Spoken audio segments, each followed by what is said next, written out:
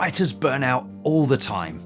Hobbyists, amateurs and pros alike must all learn how to balance high-intensity fight training with adequate recovery to not only peak on fight night, but to optimize long-term fight performance and health too. We all have a Goldilocks zone that boosts our performance without sending us into overtraining burnout or injury blowout. And spoiler alert, this zone is a moving target. But there are tricks of the trade you can use to plan your training just right.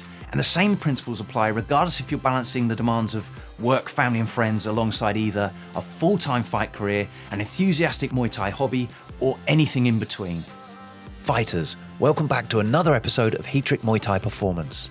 In this episode, I'll break down exactly how to personalize your own training workload to not only make the quickest progress, but to drastically reduce your odds of breaking yourself in the process too.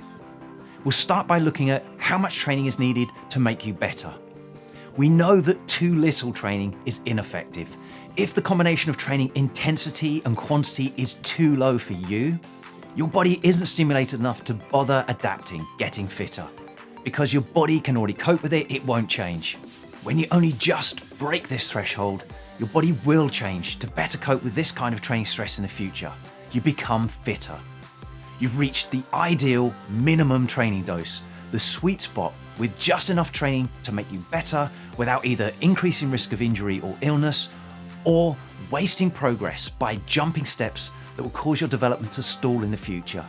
This is the most sustainable and effective level of training that you can achieve. Pushing above the minimum training dose becomes increasingly less effective and less sustainable. You're wasting effort and heading into an early training plateau where others with more patience will continue climbing. Not only that, but your risk of injury shifts into the danger zone too. The training sweet spot or Goldilocks zone is unique to you and it moves up or down depending on your level of activity.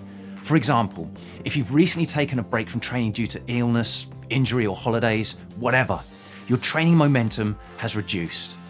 Training momentum is my own term and I'll explain what I mean. It's like riding a bike uphill. If you're already rolling and built momentum, you can pedal along in a higher gear, no problem. But if you need to stop, then trying to start off in the same gear isn't going to be the best idea.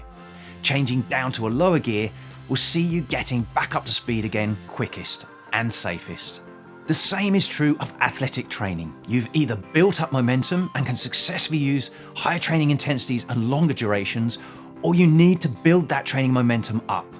But how much training is too low and ineffective, and how much training is too much and wasting long-term progress and increasing risk of injury? Where is the most effective, most sustainable sweet spot for you? Just like cycling uphill, it depends on how much training momentum you already have. And I have a trick for determining what your momentum currently is and how hard to push your training to hit your sweet spot. We can think of your current week's training load as being the combination of how intense your sessions are, how long those sessions are, and how many sessions you had that week. And we can think of your training momentum as the rolling average of this weekly load over the last 4 weeks. Comparing next week's training load to the training momentum, that rolling average over the previous 4 weeks, will tell you all you need to know. Researchers Blanch and Gabbett call this the acute chronic workload ratio, and they determined both how much training is too little and too much, both resulting in the highest probability of injury. As I said in the previous video, too little training leaves your body less capable of handling physical challenges without injury or illness. And too much training leaves you too worn out to handle challenges either. Either way, performance and health both suffer. It turns out that if this week's training load is either below 80% of the training momentum your body has become used to over the previous 4 weeks of training, or above 130% of that, then the risk of injury increases significantly. And at 150%, you enter the danger zone, where the risk far outweighs any possible reward. It makes sense, but how can you quantify training to this extent? I'll share with you how I do this for the clients I work with online. First, I plan each session's average target intensity on an RPE, rate of perceived effort scale, of between 1 to 10. 1 being so easy you can do it all day, every day, and 10 being flat out maximal, like you could die any second. I do this for every session in the program. resistance training, cardio conditioning training, and Muay Thai training. And I also note down how long those sessions are in minutes. Multiplying the RPE intensity score by the number of minutes gives me a training impulse or TRIMP score, which quantifies the training load and how tiring that session is likely to be.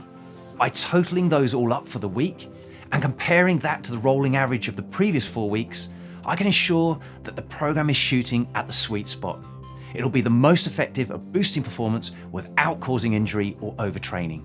For those that like to dig a little deeper, I also plan each 4-week training block with 3 weeks of progressive loading. That's low, medium, and high weeks, and 1 deload week for recovery before entering the next targeted 4-week training block. If you're watching the video version of this episode, you can see what these numbers look like for every week of training for the whole 16-week first phase of training in my Heavy Hitters program. That's 4 weeks of mobility and movement, followed by functional strength, then explosive power, and finally maximum speed before tapering for peak performance in the most important fight at the end of the whole first phase, just as I show in my Optimal Fight Camp Blueprint download, and you'll find links to that with this episode too. When coaches consider both chronic monthly training momentum and the acute weekly training load, fighters can get stuck into their training without having to worry if they're either doing too much or too little, and can make the best out of their training time. And regardless if you're a Muay Thai hobbyist or a full-time pro, your training must both progressively scale up and be consistent over the long term if you want to make significant progress. Finding your personal Goldilocks sweet spot makes all the difference.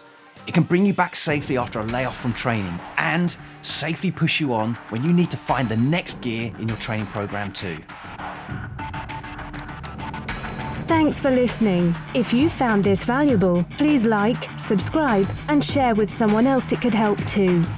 Please give the podcast a review or comment below. We'd love to hear from you. As always, you can visit Heatrick.com for more Muay Thai performance podcasts, videos, articles, and guides. Catch you next time.